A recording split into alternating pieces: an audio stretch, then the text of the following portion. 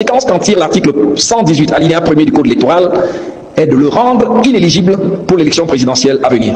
Ce qui amène l'enseignant d'université à conclure que si le RDPC torpille ses propres textes, le Code électoral offre finalement le meilleur fondement pour mettre définitivement Paul Biya hors course.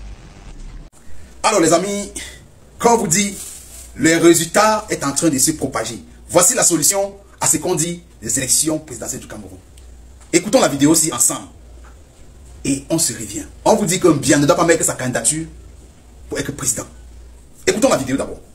La main, en convoquant les dispositions de l'article 118 du Code électoral sur la dépendance et la soumission d'un candidat à une puissance étrangère, lequel article mettrait hors de course le candidat naturel sortant du RDPC.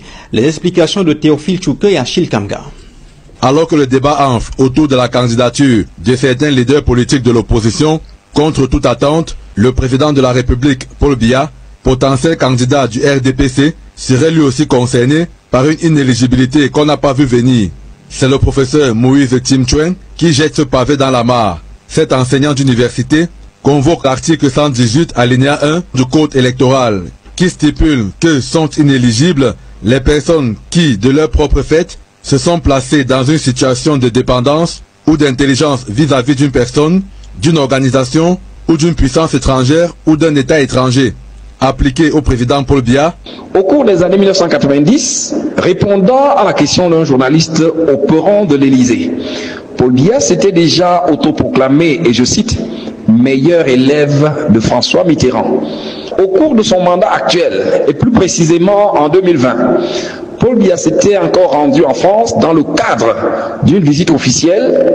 Il avait déclaré qu'il était venu, et je cite, rendre compte du déroulement des travaux du grand dialogue national. Fin de citation à Emmanuel Macron. Si les turiféraires du régime sont convaincus que leur champion ne peut être frappé d'une telle disposition, il n'en demeure pas moins de s'interroger sur la frontière entre les propos du chef de l'État et les dispositions de l'article 118, alinéa 1 du Code électoral. Le maître a pleine autorité sur son élève à qui il peut faire des injonctions et, au besoin, lui infliger des corrections. Alors prenons ensuite l'expression « rendre compte ». Elle signifie présenter un rapport détaillé spécialement à une autorité supérieure. On ne rend compte qu'à quelqu'un à l'égard duquel on est obligé. Alors vous convenez donc avec moi que par les propos tenus, il y a eu réitération de la part de Paul Biya de l'affirmation de son placement en situation de dépendance vis-à-vis des présidents français successifs et la conséquence qu'en tire l'article 118 alinéa 1er du Code électoral est de le rendre inéligible pour l'élection présidentielle à venir. Ce qui amène l'enseignant d'université à conclure que si le RDPC torpille ses propres textes, le Code électoral offre finalement le meilleur fondement pour mettre définitivement Paul Biya hors course. Parlons. Vous avez écouté la vidéo déjà, vous avez compris vous-même quelle était la solution à vos problèmes de dire on va aller vous inscrire, allez. Tout récemment, j'ai fait une vidéo ici à laquelle j'ai dit, même Moïse Kamto connaît que tant que Biya est candidat à l'élection présidentielle, il n'y a personne qui va le vaincre. J'ai dit, les gens sont mis à mes côtés.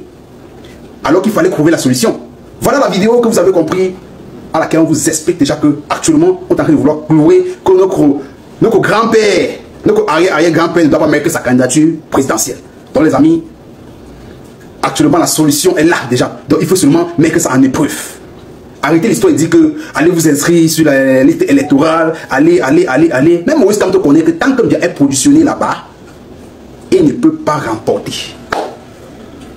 Donc, il faut des gens comme ceux-là, comme ce monsieur qui a expliqué cette vidéo, pour trouver la solution. Tant que vous ne trouvez pas la solution, c'est Biya toujours qui est président. Jusqu'à il va mourir là-bas. Qu'on ne se ment pas, qu'on se dit des vérités. Parce que vous aimez toujours quand on vous dit que oui, Biya va partir, allez vous inscrire sur la liste électorale, vous allez voter. L'année intérieure qui sont passées. Pourquoi le temps de Aïdjo n'avait pas gagné. Et après, ça s'est passé comment? Le temps de Moïse Kamto a fait comment? Après, c'est pas passé. Donc, arrêtez-nous ça. Donc, les amis, dites-moi ce que vous pensez sur cette vidéo déjà. C'est une bonne initiative déjà qui est en train de faire que nous, on est en train de sortir les yeux. Pour que Paul Biya ne doit pas être candidat à l'élection présidentielle. Prions les doigts pour que tout ça se réalise. C'est ça la solution. Il n'y a rien là-bas. Prions les doigts que ce soit la réalité qu'il ne doit pas mettre sa candidature pour être président. Parce que s'il le met, je sais déjà que je m'incline.